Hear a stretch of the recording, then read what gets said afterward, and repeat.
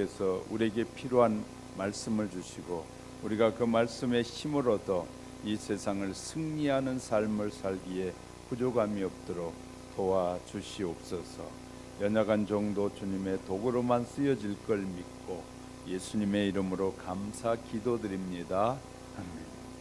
우리는 이 7월 8월을 자연이 성장하고 자연이 열매 맺는 계절이다. 그래서 우리 교회 앞에 있는 은행나무를 봄에 가지치기를 많이 했거든요. 얼마나 열매가 많이 맺는지 몰라요. 근데 가지치기를 굉장히 많이 해놨는데 올해 가만히 보니까 가지치기 하고 난 이후에 열매가 아주 굵은 은행 열매가 아주 지금 많이 주렁주렁 맺혀 있어요. 사람들은 덥다고 휴가 가고 딴짓하고 있을 때 자연은 뭐 한다고요? 성장하고 있다.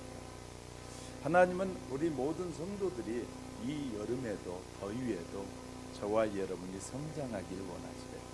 저와 여러분의 믿음이 쑥쑥 자라고 믿음의 고백을 할 수 있는 성도가 되기를 원하고 믿음으로 하나님을 바라보고 의지하기를 원하는 그런 믿음의 사람이 되기를 원하시는 줄 믿으시길 바랍니다. 데이비드 맥너인이라는 저서의 책에 보니까 착각의 심리학이라는 책에서 어설픈 총잡이가 이 명사수가 되는 법을 소개하고 있었어요. 별로 총을 잘 쏘지도 못한 그 총잡이가 집에 헛간에서 막 총을 팍팍팍 막 쏴보는 거예요. 그랬더니 한 구역에만 총알이 몰려서 잘 구멍이 크게 난 데가 있는가 하면 막 여기저기에 산탄이 막 나가 있어요. 구멍이 나 있는 것이. 어느 날 총연습을 하다가 가만히 생각해 보니까 내가 명사수가 될 수 없잖아라고 고민하다가 그가 생각해낸 것이 구멍이 가장 많이 뚫려 있는 그곳에다 표적을 그려보겠어요. 이렇게 그려놨어요. 그리고 나서 이 사람은 멀리 다른 곳으로 떠나가 버렸어요. 어떤 사람이 지나가다 그 집에 들어와 보니까 표적이 그려져 있는데 세상에 거기에만 총알이 집중적으로 그냥 박혀 있는 것이 보입니다. 야, 이 집에 명사수가 살았구나. 그리고 사람들에게 이 집에 그 전에 살던 사람 명사수였다고 막 소문을 내기 시작했어요. 그랬더니 이제 그 집에 살았던 사람이 누구였느냐 찾다 보니까 어떤 사람이 그 전에 살았던 걸 아는데 그분은 가만히 앉았는데 명사수가 됐습니다. 어설픈 이 총잡이가 명사수가 되버렸어요. 하나님은 어설픈 총잡이와 같은 성도들을 명사수로 만드신 분이 하나님이십니다. 제대로 하지도 못하는 아마추어 봉사를 아름답게 선하게 만드신 분이 하나님이십니다. 실수도 많고 허물도 많고 그에 대한 결과도 별로 좋지 않음에도 불구하고 하나님은 그 결과가 아름답게 매듭지어 주신 분이 하나님이세요. 마치 아무렇게나 쏜 후에 잘 맞는 곳에 관역을 그리듯이 좌우도 모르고 위아래도 없고 휘젓고 막 그 손과 발을 붙들어서 그런 우리를 붙잡아서 거룩하게 만드신 분이 하나님이시라. 자, 그러므로 이 모든 성도는 명사수가 될 수 있고 전문가가 될 수 있어요. 왜냐하면 우리에게는 하나님이 도와주시기 때문에. 우리는 얼마든지 하나님의 도우심을 얻으면 훌륭한 믿음의 사람으로 쓰여질 수 있다는 가능성을 가지고 있습니다. 우리 스스로는 늘 허물이 많고 부족해. 그래서 우리끼리는 서로 허물 많은 거 허물만 지적하지 말아야 돼요. 왜냐하면 우리 다 허물이 있어요. 부족함이 많아요. 그럼에도 불구하고 하나님이 부르신 것이에요. 하나님이 부족함이 많고 허물이 많은데도 불구하고 불렀다면 하나님이 부른 사람은 우리가 함부로 평가해서는 안 되기 때문에. 부부 사이도 마찬가지입니다. 만나 살아보니까 허물이 참 많잖아요. 저희도 그래요. 늘 우리 집에 가면 교회에서는 큰 소리 쳐도 집에 가면 늘 지적을 당해요. 저도 뭐가 맞다 틀리다 뭐 옳다 그러면 가만히 듣다 보면 속으로 그래요. 잘났네. 나는 못났어. 이제 그냥 혼자 속으로 그래요. 네? 그런 것 같아요. 왜?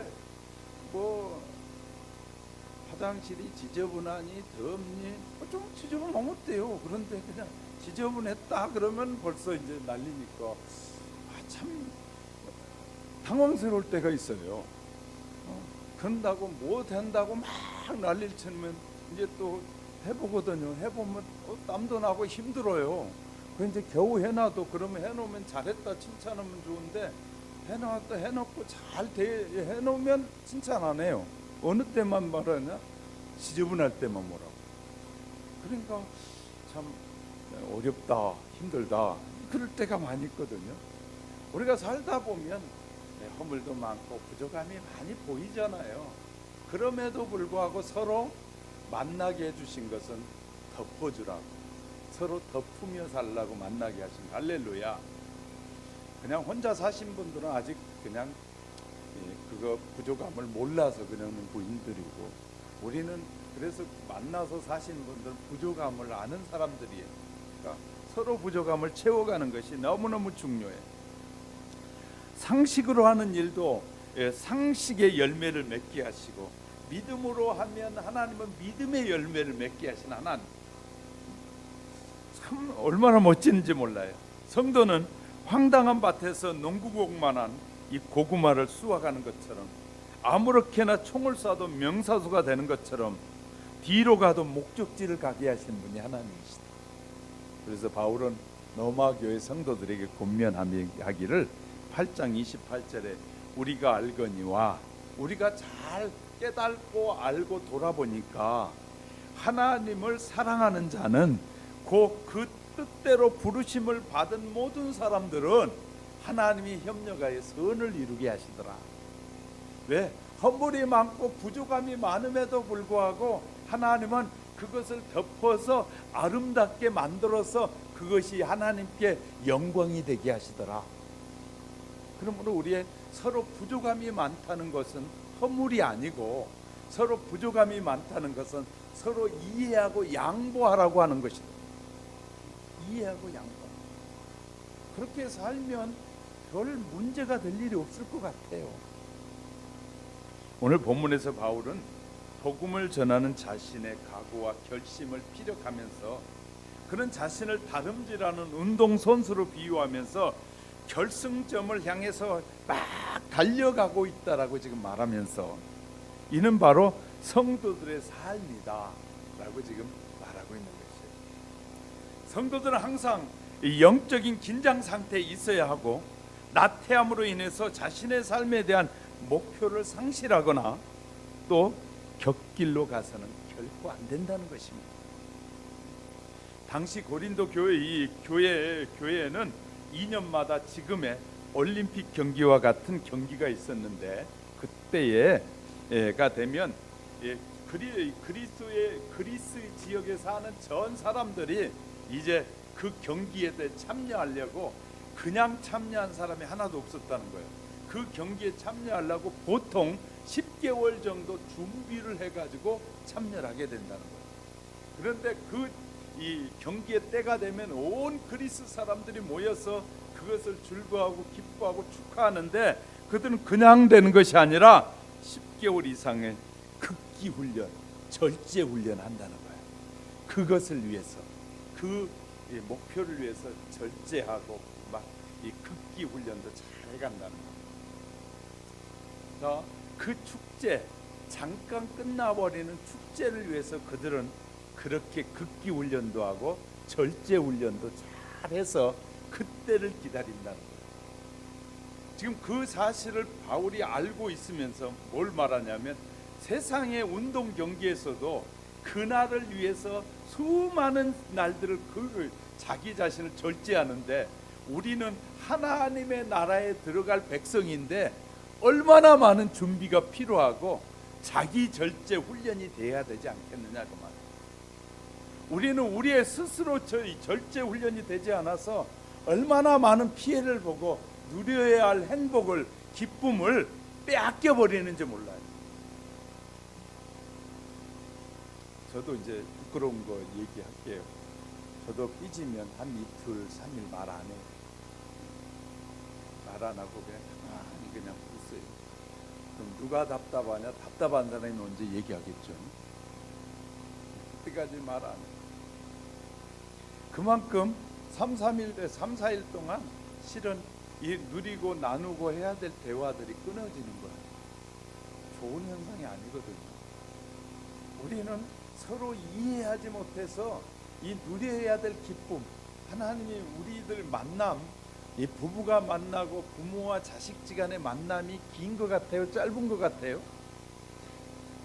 부부의 만남, 또 부모와 자식으로 만나는 이 만남의 시간이 길다고 생각하면 길지만 알고 보면 굉장히 짧은 시간이에요.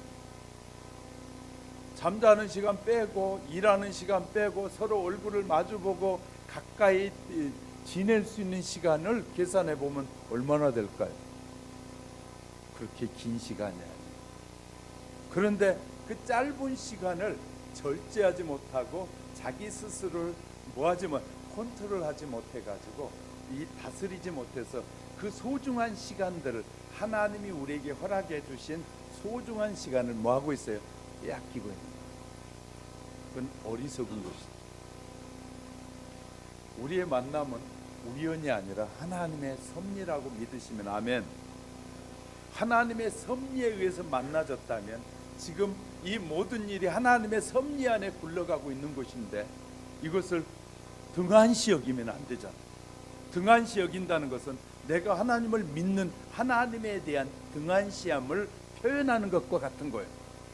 그러니까 그 사람이 정말 좋은 믿음의 사람이냐 아니냐는 뭘로 알게 되냐면 삶을 통해서 알게 됩니다.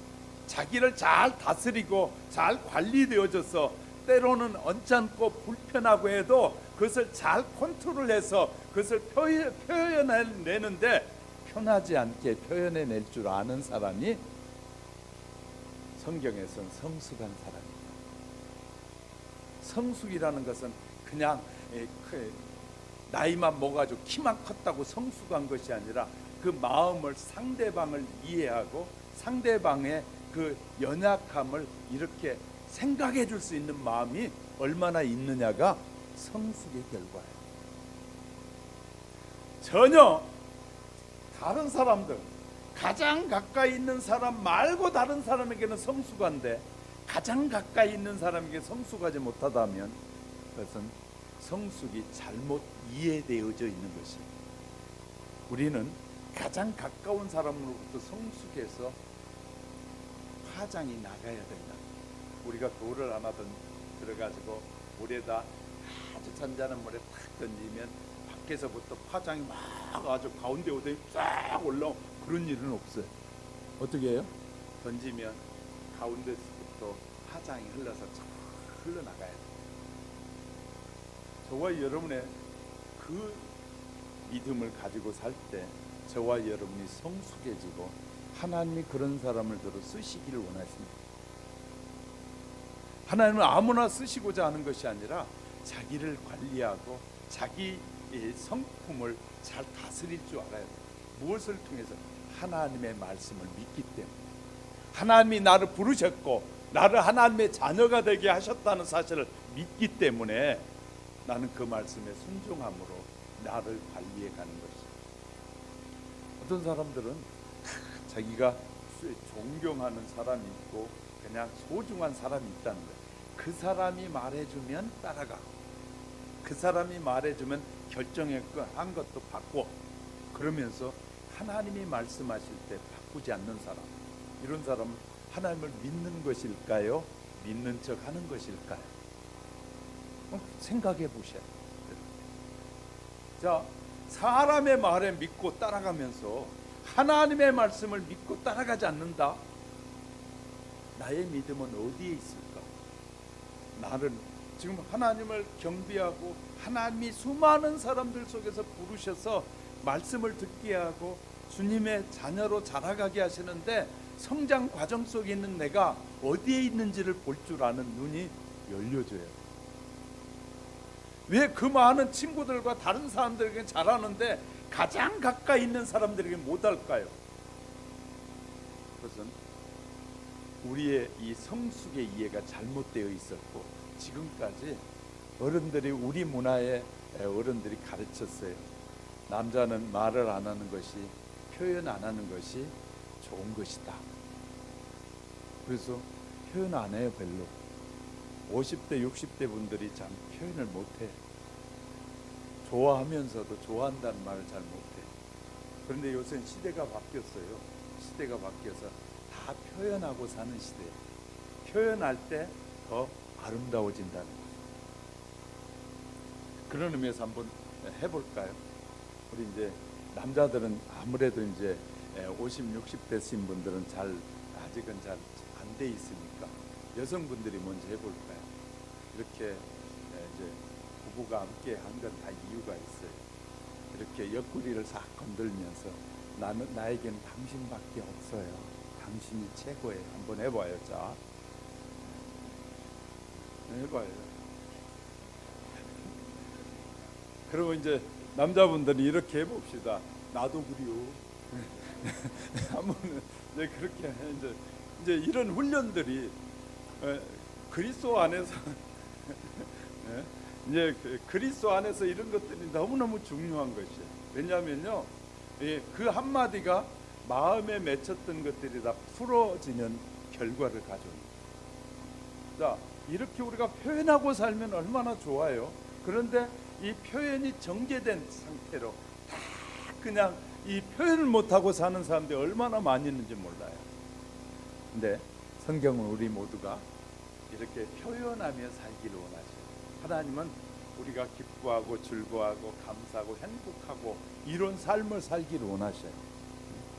그러니까 잘 안 될 때는 나도 그래요 하고부터 시작해가지고 하나씩 하려고 노력하게 될 때, 노력은 자기의 성장을 가져오는 것이에요.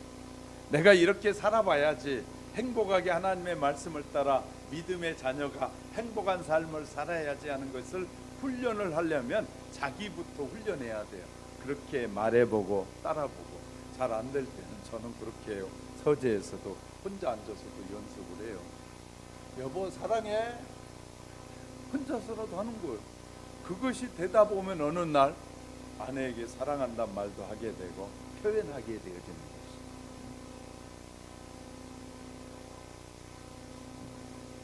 가끔 이제 제가 나가면 우리 이제 목사님들끼리 만나면 김 목사님은 집에 가면 아주 그냥 대장일 것 같아. 그래요.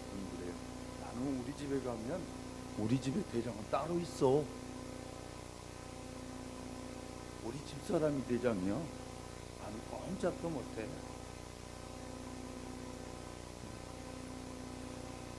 너무 어설픈 거. 그렇게 우리가 웃으면서 살아갈 수 있는 것이 여유가 필요하지 않겠습니까?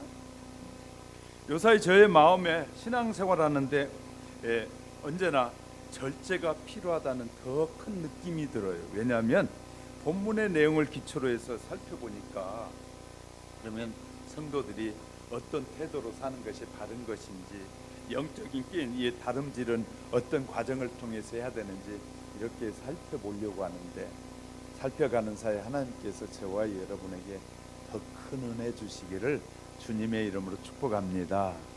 첫째는 신앙생활에서 신앙의 목표를 뚜렷하게 정해야 됩니다. 본문 26절에 보니까 그러므로 내가 다름질하기를 향방 없는 것 같이 아니하고 싸우기를 허공을 치는 것 같이 아니하여, 바울은 자신의 삶을 다름질에 비유하면서 그 다름질을 분명한 목적하는 바가 있어서 가고 있다라고 하고요. 지금 내가 걸어가는 삶은 목적지가 있기 때문에 가고 있는 것이다. 목적지가 없는 사람은 이리 갔다 저리 갔다 그냥 아무 데서나 자고 그러지만, 목적지가 있는 사람은 절대 밤에 딴 데 가서 자고 딴 곳에 마음을 두고 살지 않거든요. 목적지가 없기 때문에 문제가 되는 수가 많다 말이죠. 성도의 삶에 적용되는 아버지의 아름다운 고백인데, 바울의 시대에 올림픽 경기가 있었어요. 이스미디아라는 경기도 있었는데, 고린도 사람들에게 이 이스드미아라는 경기가 친숙해 있었는데, 그 경기의 한 종목이 뭐냐면 마라톤이었어요. 마라톤이라는 한 종목이 있었던 것입니다. 이 결승점, 마라톤은 분명한 결승점이 있는 거예요. 결승점을 향해서 열심히 달려가는 것이죠. 달려가는 것이.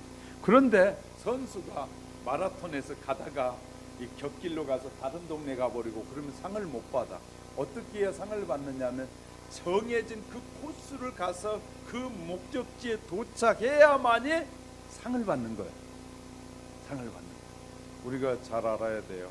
시작은, 신앙생활의 시작은 멋지게 더 잘하고 막 열정적으로 했는데 가다가 에이씨 하고 딴 생각으로 삐져나가기도 하고 새기도 하고 목적지에 도착하지 못한 사람들이 많다는 거예요. 목적지.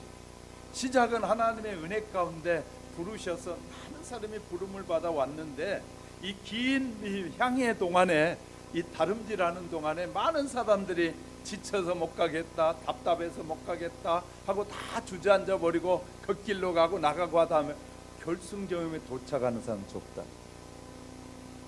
우리 마라톤도 42km 달리는 사람들 보면요, 시작할 때 보면 막 올대같이 가. 그런데요, 나중에 보면 막 떨어져 가지고 나중에 중간에 포기하는 사람이 3분의 2예요. 대부분의 사람들은 이 포기를 해. 42km를 다 못 돌고. 그런데 42km를 다 돌고 목적지에 가면 뭐가 기다리는, 라인이 쫙 선이 기다리고 있는데 그 선을 통과할 때마다 뭐 하냐면 박수를 쳐주고, 그런 것처럼 우리는 그 경기 도중에 무너지는 사람이 얼마나 많이 있는가.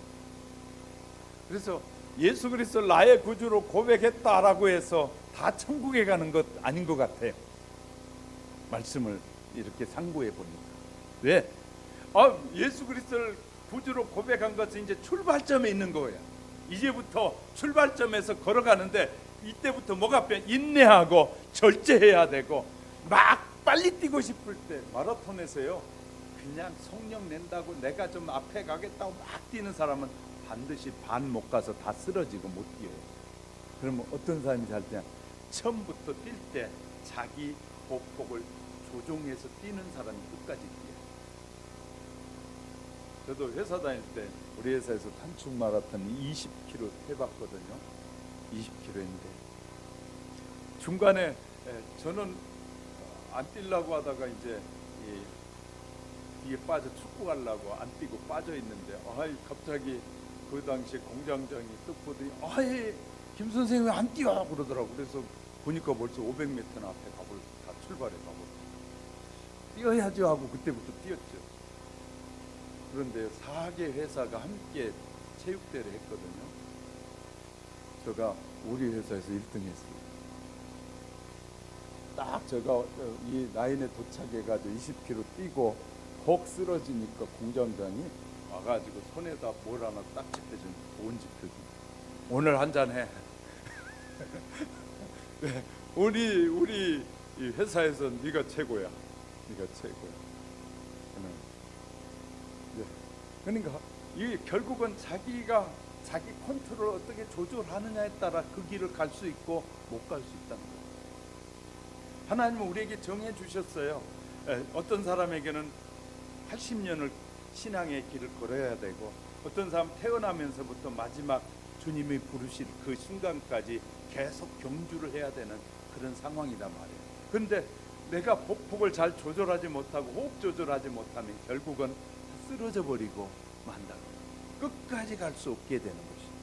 그래서 우리는 끝까지 가는 거예요. 나중에 이제 반쯤 돌아서 사람들 거의 다 떨어지고요, 이제 한 15명 정도만 뛰더라고요. 반쯤에 가니까. 어느 사이인가 우리 회사 차가 나타났어요. 옆에. 열심히 뛰어 김 선생 하고 이제 응원이 온 거예요. 차가 와가지고 도로에서. 그때부터는 이제 옆에서 이제 차가 옆에서 함께 동행하면서 해주는 거예요. 그런 것처럼 우리가 믿음의 길을 걸어갈 때 동행자가 계시는데 주님이 우리 옆에서 힘내라고 합니다. 내가 너와 함께하니까 내가 널 도와줄 테니까 넌 빨리 뛰지도 마. 옆에서 그래, 빨리 뛰려고. 아니 지금 빨리 뛰면 안 돼, 힘들어, 결승전 가기 어려워, 못 가. 그러니까 조절해 막 그런 옆에서 들려주는 거예요. 그러니까 그 얘기를 듣고 조절해 뛰는 거예요. 그런데 어느 순간에 마지막 종착점에 도착하게 되는 거죠. 하나님은 우리가 뛰고 있는 신자들을 향해서 야 절제해라. 네 지금은 그거 하면 네 참아야 된다. 그럴 때는 네가 웃어야 된다 하면서 계속해서 말씀해 주신다. 그 말씀을 듣고 우리가 따라가게 될 때 결승점에 그 축복을 누리게 된다는 거야. 할렐루야. 결코 쉬운 길이 아닌 것 같아. 쉬운 길은 아니지만 주님이 우리와 함께 하심을 믿으면 쉽게 걸어갈 수 있다. 할렐루야. 뛰어갈 수 있다는 거야. 믿음으로 살아가는 그 성도들은 그럼 무엇을 절제하는 삶이냐? 첫째는 참고 억제하는 것. 참고 억제하는 것.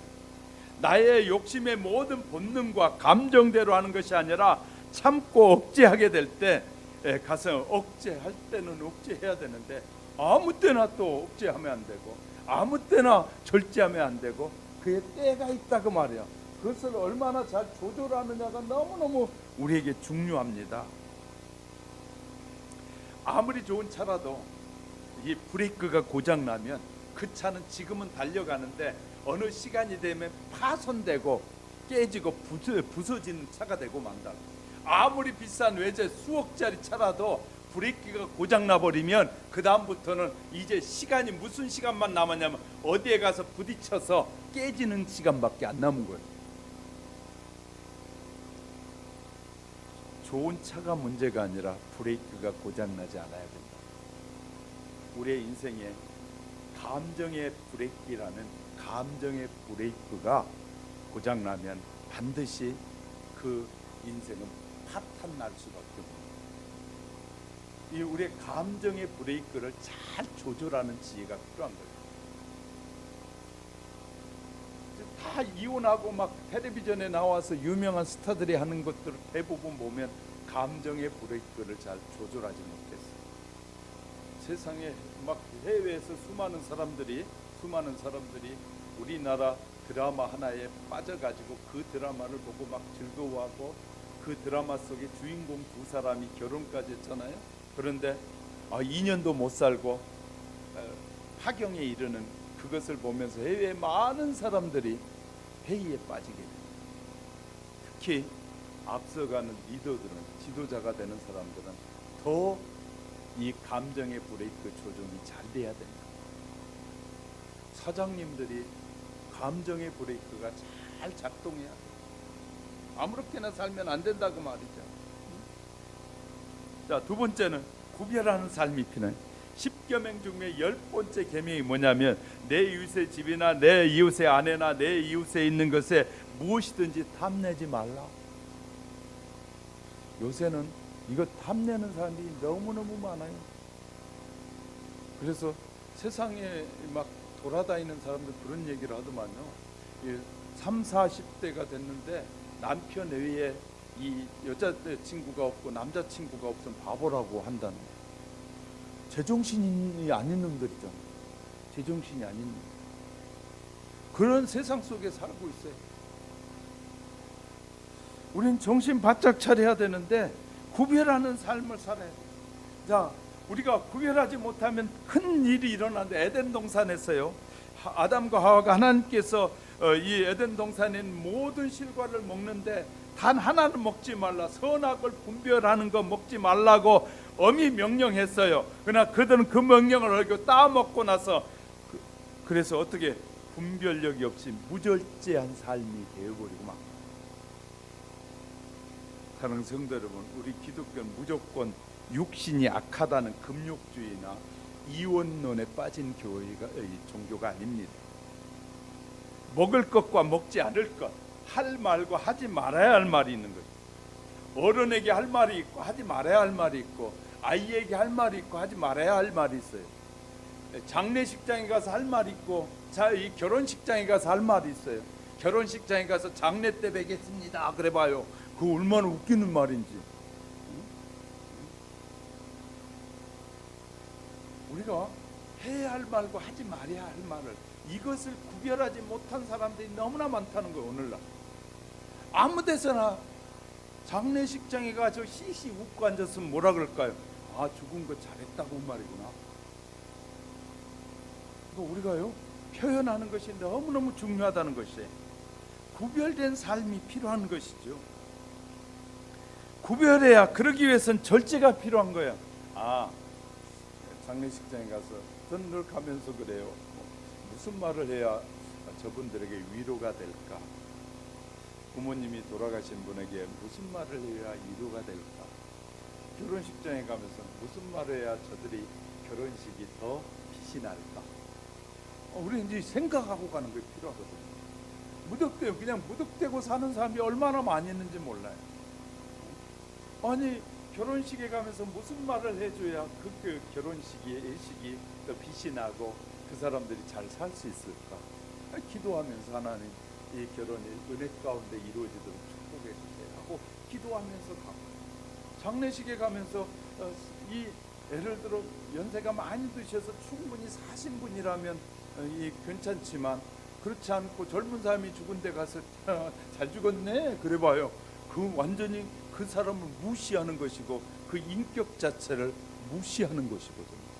그러니까 어떻게 표현하는 것인지 너무너무 중요한 것이에요. 구별된 삶이 없는 삶, 이건 곤란한 것이에요. 자, 절제의 삶에서 세 번째는 분수에 맞도록 적당히 하는 삶이 필요해요. 분수에 맞는 것이 필요해요. 무조건 본능, 욕망을 부정하는 것은 아니지만 모든 것을 적당히 하고 분수에 맞게 할 줄 알아야 돼요. 우리의 신앙생활, 일상생활에서 분수가 지나치고 도유가 넘치면 죄가 돼요. 자, 보세요. 술을 한 잔만 하면 괜찮다 그러고 술을 먹고 운전을 안 하면 그거 죄가 안 되잖아요. 술을 먹고 똑같은 술인데 먹고 운전해서 사고가 나고 문제가 생기면 죄가 돼요. 자, 무슨 일이든지 과하면 죄가 되는 거예요. 그러니까 우리가 그것을 절제할 줄 알아야 되거든요. 절제가 필요한 것이에요. 우리 일상생활에서 분수에 지나치고 도가 넘치면 문제가 되는 게, 그래서 이런 말에 50보 100보 이 또 종이의 양면과 같다. 법이 잘못하면 이쪽에서는 괜찮은데 이쪽에 와서는 큰 오류를 만드는 법이 되기도 해요. 그러니까 우리가 이런 것들을 구별할 줄 알고 살아야 된다는 것이거든요. 특별히 우리가 사는 이 말세의 쾌락을 하나님보다 더 사랑하는 시대가 됐어요. 한마디로 무절제한 시대가 됐다고 말해요. 그래도 우리 성도들은 그래도 교회 와서 말씀을 들으니까 덜하는데, 우리 요 옆에 사거리에 이 치킨 가게 있는데 새벽 4시에 제가 새벽기도 나오면요, 생 젊은 애들이 20살 빼거리밖에 안 된 여자애들도 담배 피우고 2-3명씩 모여 앉아서 담배 피우고요. 어이없는 일이에요. 나 하나의 만족을 위해서 그 다음에 그런 담배 꼴초가 된 사람이 자녀를 낳으면 환자를 낳게 돼 질병을 갖고 태어나게 만들고 수 있거든요. 이 문제가 심각해요. 그래서 젊은 사람들은, 건강한 사람들은 이 조심해야 될 일들이 많거든요. 알코올 중독자가 결혼해서 아이를 낳으면 뭐가 되겠어요? 꼴초가 아이를 낳으면 무슨 아이를 낳겠어요? 잘못하면. 세상이 자기 만족을 위해서 절제하지 못하니까 자기는 행복할지 모르지만 그 일을 통해서 다른 사람에게 얼마나, 그리고 내가 돈을 못 벌고 이제 병원에 들어넣어버리면 누군가가 돈을 써야 되잖아요. 자기가 예를 들어 수십억 벌어놓고 병이 들면 괜찮은데 자기가 벌어놓지 못하고 절제하지 못해서 병이 들면 누군가가, 가족들이, 다른 사람이 벌어놓은 그 쇠가 빠지게 벌어놓은 돈을 자기 때문에 써야 되잖아요. 이렇게 자기 욕심적인 생각만 가지고 살면 다른 사람이 얼마나 피해가 되는지 몰라요. 우리는 우리 스스로 절제하고 잘, 저는 스스로 건강관리를 해요. 우리 집사람은 저한테 바쁘니까 건강관리 안 해줘요. 저가 알아서 해요. 왜? 내가 건강해야 집사람한테 일하는데 지장이 없고, 집사람도 건강해야 내가 하는 일에 지장을 주지 않아요. 그래서 스스로 관리하는 거예요. 그래도 병이 들 수 있고, 그래도 문제가 생길 수 있어요. 그럴 때는 서로 이해가 되는 거잖아요. 왜? 최대한 노력을 하기 때문에. 그런데 노력도 하지 않고 그냥 자기 멋대로 살다가 문제, 그러면요 결국 또 국가가 그 책임을 져야 돼. 국가는 또 누군가가 세금을 내야만이 그걸 감당해야 돼. 그러니까 누구의 주머니에가 또 세금을 안 되면 모자르면 강제로도 걷어서 이 자기가 잘못된 삶을 살았던 사람을 책임을 또 져줘야 돼.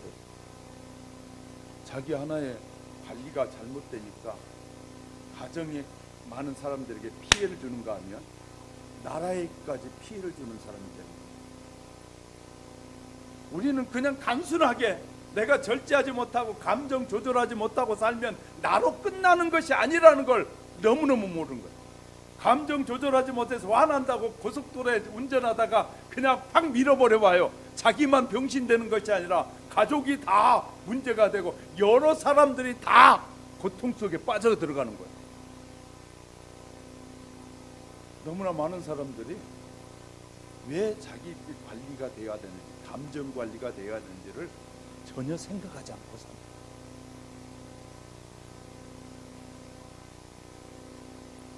저는 답답한 것이 직분을 받았다고 다 천국에 가지 않을 것 같아요. 직분을 받았다.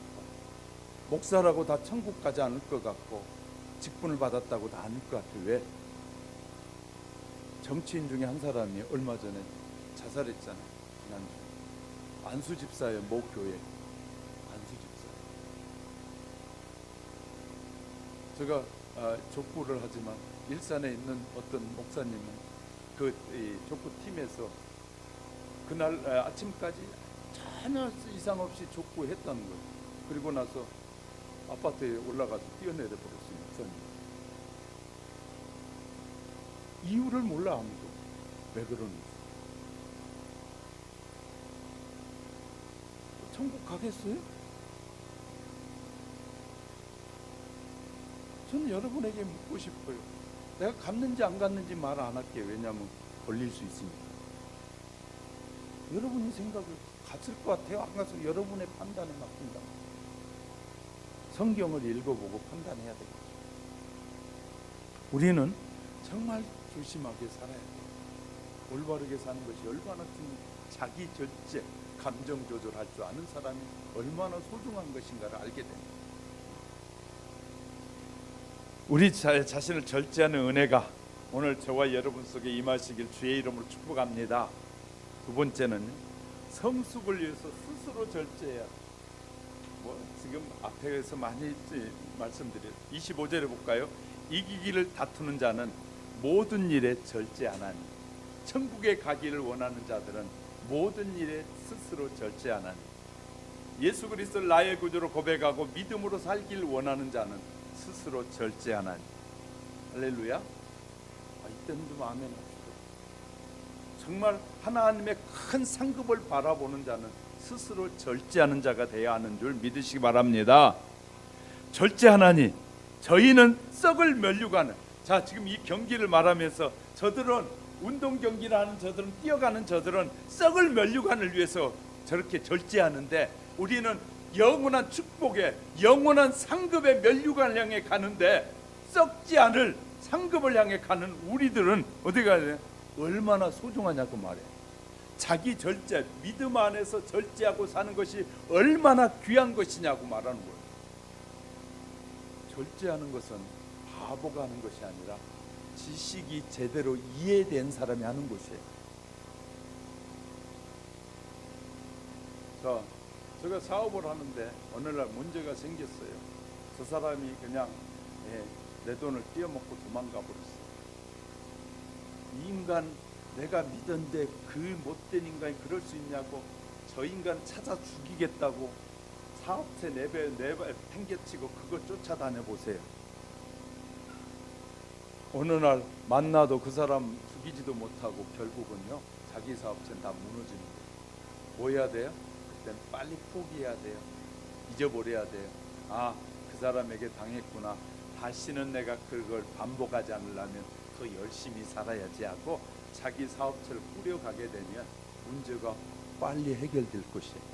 내가 다른 것에 그것에 분노의 마음에 빠져서 쫓아다니는 동안에 수많은 것들을 잃어버리기 시작합니다. 우리는 빨리 분별하고 판단이 빨라야 돼. 지금 그 사람은 의도를 가지고 왔구나. 그럼 불가능한 거거든요. 의도를 갖고 시작했구나. 그건 불가능한 거예요. 내가 의도를 가지고 어떤 일을 하는데 내가 다 돌려주리라 라는 생각을 가지고 의도를 가지고 사기치는 사람 없거든요. 사기치는 사람은 다 자기 거 돌려놓고 나중에 잡혀도 나 뺐지 하고 그럴 놈들이거든요. 근데 거기에다가 내가 필요 없는 에너지를 다 소비하고 그러면 더 손해가 커집니다. 하나님의 사람들은 그런 것이 빨리 샤프하게 빨리빨리 와야 돼. 이건 더 이상 희망이 없구나. 그럴 때는 내일에도 열심히 해결해 갈 수 있는 시간이 단축되는 거예요. 할렐루야. 그리고 다시는 그 유혹에 빠져들지 않으면 돼요. 그러니까 배우는 것이거든요. 그렇게 우리가 어떻게 삶을 통하여 배우려고 하면 다 보여요. 그런데 삶을 통해 배우지 않고 내가 이 정도는 다 알아 하고 하는 사람들이 모두 다 큰 소리치고 다 안다는 사람들이 당해요. 그런데 진짜 겸손한 사람은, 배우려고 하는 사람은 모든 사건을 통해서 다 배우게 돼요. 그리고 나의 성숙에 도움이 되기 시작해요. 하나님은 그래서 모든 것이 협력하여 선을 이룬다는 말이 거기에 있습니다. 우리는 참 조심해야 돼요. 세상을 살아가는 믿음의 성은 무엇을 절제해야 되는? 첫째, 말을 절제해야 됩니다. 야고보서 1장 26절에 보면 누구든지 스스로 경건하다고 생각하며 자기 혀를 재갈 먹이지 아니하면 문제가 생긴다는 거예요. 다시 말해, 말에다가 재갈을 먹이지 않으면 말이 가다 뛰어가지 않고 먹이가 있으면 거기 먼저 가버려요. 너무너무 중요해. 자기 마음을 속이는 것이다. 이 사람 경건은 헛된 것이다. 그러니까 스스로가 교만해가지고 나 이 정도니까 내가 믿음 생활했으면 됐지. 100년을 해도 믿음 생활에 만족함을 누리면 안 돼요. 신앙생활의 이 삶은 수천 년을 해도 만족함이 없는 거예요. 왜? 하나님의 수준에 이를 수 없으니까. 목사도 마찬가지고 누구든지 내가 이만큼 했으니까 이제 대단한 사람이야. 내가 이만큼 했으니까 주님의 일 위해서 일했으니까 대단할 거야. 헛소리 하는 거예요. 우리 신앙생활은요, 우리가 주님 앞에 서는 날까지 계속 질주해야 돼. 할렐루야. 그래서 말을 조심해야 돼요. 그래서 야고보서 3장 2절 그러니까 우리가 다 실수가 많으니 만일 말에 실수가 없는 자면 그 온전한 사람이라 능히 온몸을 굴려 씌우느니라. 말은 생각하면서 하면 결코 말에 실수가 적어진다는 거예요. 생각하면서 말. 내 말하면 저 사람이 마음이 불편하겠구나. 이 말하면 남편이 불편하겠구나. 이 말하면 아내가 불편하겠구나. 이렇게 생각하면서 말하면 뭐 한다는 거예요? 훨씬 줄어든다는 거예요. 아무 말이나 이 상대방의 자극하는 말을 자꾸 하니까 자꾸 자극이 생겨서 문제가 생기는 것이죠. 자극하는 말을 하는 사람은 어리석은 사람이에요. 아직도 자기 입이 조절되지 않고 감정이 조절되지 않는 상대방이 화가 났는데 거기에다 이 불이 났는데 거기다 기름을 갖다 불어대면 지금 불이 뭐한 태우자 가는 거잖아. 아니 지금 언짢아 있으면 그거 어떻게 말해야 그 말이 저 사람이 언짢은 분위기가 마음이 이렇게 풀어질까를 생각해야 이것이 좋은 사람 아니냐고. 결국 우리는요 너무 중요한 삶을 놓칠 때가 많아. 둘째는 보는 것도 절제해야 돼. 대부분 눈으로 이게 다 눈으로 이 죄가 들어올 수가 얼마나 많네. 아담과 하와가 유혹에 마귀의 유혹을 받아서 범죄했을 때 선악과를 보니 보암직하고 먹음직스럽기도 하고 지혜롭게 할 만큼 탐스러워 보였어요. 보는 것. 요새 주부들은 집에서 쇼핑 보다가 쇼핑 중독에 빠진 사람이 너무 많대잖아. 어떤 집은 30일 동안 쇼핑 배달되어진 쇼핑물이 50개가 60개가 됩니다. 세상 한 달에 하루에 2개, 3개씩 기본적으로 산다는 거예요. 쇼핑을 통해서. 지금 마지막 찬스입니다. 이 시간 놓치면 1년이 넘어갑니다. 몇 개 안 남았습니다. 그럼 뭐 자기 가슴이 두근두근 빨리 사야 되는데 이런 마음이. 이건 심각한 거예요. 쇼핑 중독. 그 집에 가보면 쓰지도 않고 막 싸놨어. 이렇게 쇼핑만 해가지고 필요 없는 걸 그렇게 하는 거예요. 이 우리의 눈을 얼마나 많이 자극하는지 몰라요.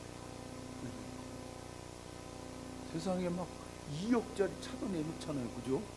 텔레비전에 차가 나한테 오면 탁 우리 멋지게 타고 그냥 한번 탁, 그것 때문에 사다가 문제가 되는 거예요. 근데요, 일반인이 그거 2억짜리 외제차 다니는 부분이 별로 없다고 그러더라고요. 줄 사람 정해놓고 한다고 그러더라고요. 근데 그냥 소비자들은 그거 혹시 기대하고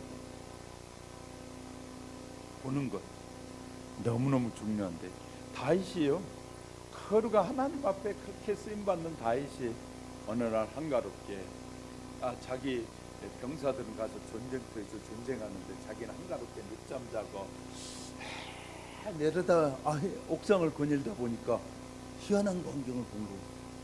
하필 또 그때 그 여자는 왜 또 그랬는지 뭐 하여튼 유혹을 받으려니까 그런 거잖아. 그 범죄가 되지. 새끼들. 우리는요 정신 바짝 차려야 됩니다. 셋째는요, 먹는 것도 절제해야 돼요. 제가 이 살이 내가 많이 쪘구나라고 생각하면 저녁을 안 먹거든요. 저녁을 안 먹고 그냥 넘어가요. 그렇게 이제 조절을 하는 거거든요. 그러니까 낮에 음식을 많이 먹잖아요. 그러면 배가 저녁 때까지 배가 안 꺼진 것 같아. 그러면 그때 그날 저녁은 안 먹어요. 그리고 해서 스스로 절제하는 거예요.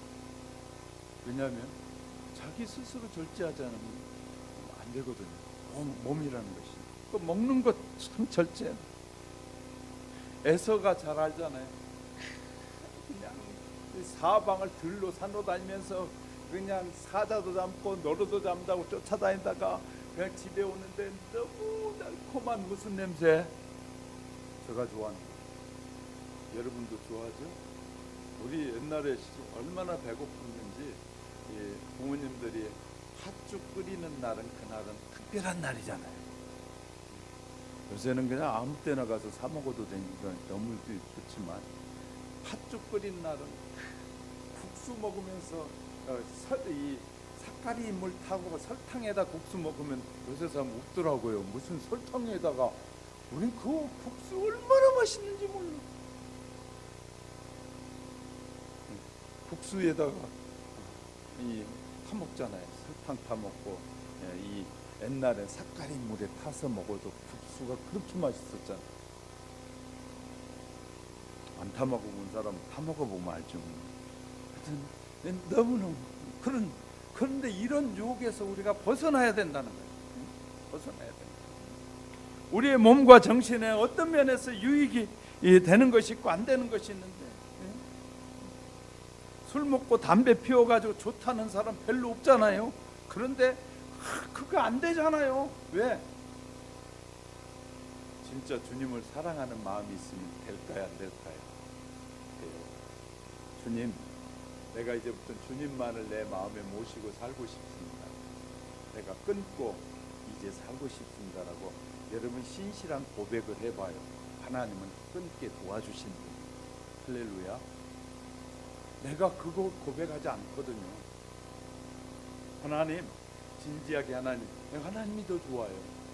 나는 그런데 내가 이게 습관이 됐어요. 하나님, 이 습관도 하나님은 고치실 수 있는 분임을 내가 믿습니다. 결단할 수 있는 마음도 주시고 구체적으로 기도해야 돼요. 방금 하는 순간에 달콤하다, 이거 안 넘어가잖아요. 하나님, 하는 사람이 독약을 먹는 것 같게 해주세요. 그래가지고 한번 뒤어보세요. 그거 먹고 싶은가. 우리가 지혜롭게 기도도 하고 지혜롭게 살아야 되는데 그것이 안 되는 거예요. 우리가 이런 것들을 하나님은 우리에게 말씀하시는 거예요. 그러니까 그렇게 살아야 거룩한 삶을 살아가는 것이다. 네 번째는요, 육신의 정욕을 절제해야 됩니다. 이 시대는 음란한 시대로 지금 바뀌어가고 있어요. 부부 여러분은 부부 외에 다른 것에 신경 쓰지 마세요. 부부 안에서 만족하셔야 됩니다. 부부 안에서. 우리가 잘 아는 성 어거스틴은 회개한 다음에 전에 짓던 죄가 막 생각이 나고 정욕이 불타오르면 이랬다는 거예요. 자기 손을 물었다는 거예요. 정욕이 타오르고 막 그 옛날 지어졌던 거 또 하고 싶은 마음이 생기면 자기 팔을 묻었다는 거예요. 옛날에 어느 권사님이 그런 얘기를 하더라고요. 너무 일찍 이제 남편을 여의고 젊어서 살다 보니까 이제 아이들도 있고 하는데 자꾸 절제가 안 되잖아요. 그러니까 절제 안 될 때마다 이 연필로 자기 옆구리를 막 찔렀다. 그래가지고 스스로를 절제하면서 정조를 지키며 살아왔다. 우리는요, 우리 스스로가 어떻게 절제하며 사느냐가 너무너무 중요한 것이에요. 다섯째, 미리 말씀드렸던 감정 절제가 너무 중요해요. 감정. 아무 데서나 표현하면 안 돼요. 그래서요, 잠언 16장 32절, 그러니까 노하기를 더디하는 자는 이 노하기를 더디하는 자는 용사보다 낫고 자기의 마음을 다스리는 자는 성을 빼앗은 자보다 나으니라. 그 말에 자기 관리가 너무너무 중요합니다. 그 외에도 사도 바울은 고린도 교회 성도들에게 권면하면서 고린도전서 7장 30절에서는 우는 자는 울지 않는 자 같이 하며 기뻐하는 자는 기뻐하지 않는 자 같이 하며 이 세상을 지혜롭게 살아야 된다고 말. 지금 시대 분별해 보면 마귀가 어떻게든지 하나님의 자녀들과 성도들 넘어뜨리려고 온갖 유혹을 다 하고 있는 시대에 살고 있어요. 간교한 올무를 쳐놓고 걸려들기를 기다리고 있단 말이에요. 이때에 우리가 정신 차리지 않으면 삼손과 같이 영적인 힘도 다 빼앗겨 버리고 그 다음에 마지막에 비참한 인생의 길을 가는 거예요. 삼손이 드릴라의 무릎에 그냥 머리를 베고 잘 때는 한잔하면서 너무 좋았을 것 같지요. 그렇지만 그의 마지막은 비참하게 끝나게 됩니다. 달콤하다고 다 좋은 것이 아니에요. 우리는 달콤한 것도 너무 많이 먹으면 뭐가 와요? 병이 와요. 그래서 자기 조절과 이런 적당히 할 수 있는 조절이 능력이 필요한 것이에요. 누구에게나 감정이 다 있어요. 말 안 한다고 그분이 감정이 없는 것 아니잖아요. 감정이 있어요. 그런데 그 감정을 다들 조절하는 것이죠. 자기 감정대로 다 살아보세요. 세상이 어떻게 되겠노? 웃기는 세상이 될 거예요. 그러니까 제가 늘 말씀드리잖아요. 사업을 안 해본 사람은 사업자 마음을 잘 모른다고. 봉급만 달랑달랑 받아 누려보는 사람들은 그 사업자의 고충을 전혀 이해하지 못해요. 여러분이 사업을 해보고 돈에 없어가지고 돈이 없어서 돈을 막 구하러 헤매고 은행에 가면 비참한 소리 듣고 나오고 은행에 가서요 해준다고 해서 갔는데 찾아 서로 실컷 준비해가지고 갔는데 딱 하는 말이 요것 때문에 안 되겠는데 하고 절망하고 나온 그 순간 거거에 매달렸는데 절망하고 나와야 될 순간이 있거든요. 그때 감정 돌아서서 나올 때 그냥 총이 있으면 가서 그냥 쏴버리고 빼앗아가고 싶은 그런 감정이 있을 때가 있다니까요. 사업을 해보시면 알아요. 돈이 궁하고 예를 들어 정말 어려울 때가 그럴 때도 생긴다고요. 그런 사람들이 잘해놓은 것을 평생 자기는 아무것도 안 하고 가만히 사는 사람이 봉급 적게 준다고 싸우고 따지고 사업자가 볼 때는 어이없는 것이에요. 왜냐하면 예를 들어 기업이 하나 이루기까지는 얼마나 고통스러운 길을 걷는 줄 아십니까? 그들이 세금 안 내려고 애쓰는 거 당연해요. 여러분이 그런 사업을 해보세요. 여러분은 더 할 사람일 수 있어요. 우리는 왜? 버는 것이 힘들고 고통스러우니까, 어려우니까 조금이라도 쥐고 있고, 또 그렇게 벌었으니까 누려보고 싶고 그런단 말이에요. 사람의 감정들이 다 50년 100년 된 회사에 이제 입사한 사람이 봉급 조금 준다고 대모하고 머리 띠고 얼마나 보기 싫겠어요. 지는 그 회사에 아무 일도 한 일이 없어. 그 겨우 시험 봐가지고 입사한 사람이 수십 년 동안 오래 한 사람, 왜 저 사람 많이 주고 나는 조금 줘요? 그 사람 그만큼 그 회사에 공로가 있는 거예요. 오랜 동안에. 우리는 사회를 보는 눈이요, 다 이기적인 눈을 가지고 봐요. 정부를 보는 눈이 이기적인 눈을 가지고 봐요. 그러면 안 돼요. 세상 사람은 그렇더라도 그리스도인은 달리 봐야 된다는 거예요. 늘 그리스도인은 함께 보는, 부자도 보고 가난한 사람도 보는 눈을 가져야 돼요. 근데 여러분, 사업해본 사업의 길이 결코 그리 만만하지 않습니다. 봉급 받으면서 내가 내 봉급만큼 일하는지를 생각하는 사람은 그래도 그런 근로자는 좋은 근로자예요. 일은 찌꼬리만치에 일하면서 돈은 배로 달라고 몇 배로 달라는 놈들이 수도 없어요. 그 회사는 망하는 회사예요. 그렇게 돼서 가면 너무 다른 사람이 누리는 것은요, 그들이 그만큼 수고해 누릴 수도 있어요. 그러니까 우리가 함부로 평가하면 안 돼요.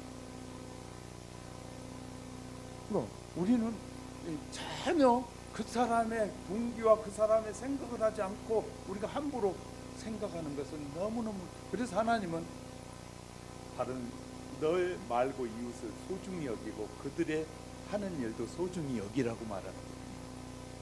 우리가 그래서요, 내가 일을, 남의 집에 가 일을 하더라도 성실하게 하셔야 돼요.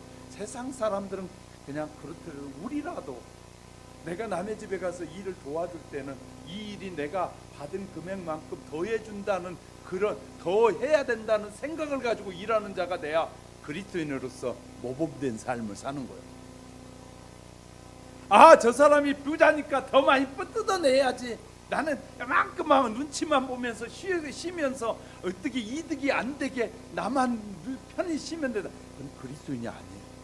자기 양심을 속이는 것이고 하나님을 속이는 자예요. 하셔야 돼요. 그런 마음을 가지고 일한다. 그가 보든 안 보든 내가 이 회사에서 일거리를 줬으니까 그분에게 더 많은 이득을 남기게 해야 된다. 내가 가져가는 것보다 남겨야 그분도 산다. 이 생각을 하는 사람이, 근로자가 많으면 그 회사는 사장님도 행복하고 모두가 행복해집니다. 이게 성경적인 삶이에요. 이해되셨으면 아멘. 성경적인 삶이란 다른 것이에요. 세상 사람들이 바라보고 생각하는 것과 하나님의 자녀들에게 삶을 통하여 말씀하신 건 다른 것이다. 그러므로 우리가 뭐 해야 된다고요? 절제하지 않는 것. 신앙생활을 올바르게 할 수 없고 우리가 지금 목표를 향해 달려가는 그 길을 제대로 달려갈 수 없게 돼요. 저는 성도 여러분, 어떤 사람은 1m 앞에, 천국의 1m 앞에 놓고 쓰러져서 더 이상 갈 수 없을 수도 있어요. 저는 결승전 앞에 쓰러진 사람도 봤어요.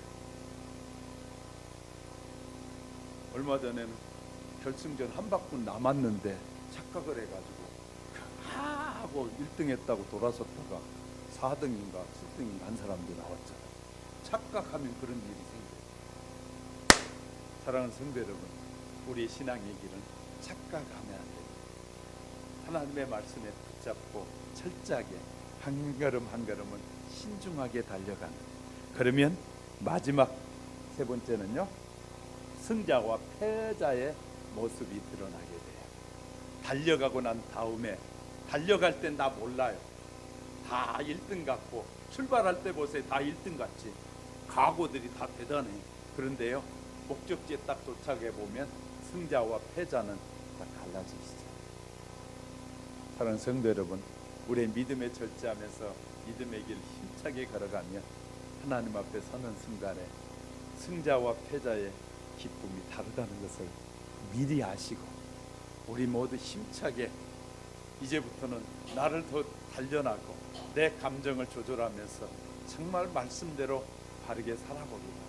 그리고 하나님이 내게 주신 행복을 깨치지 않고 더 행복을 누리면서 내 신앙의 길을 힘차게 걸어가리라 라는 다짐이 오늘 저와 여러분의 마음속에 가득 채워지시기를 주님의 이름으로 축복합니다.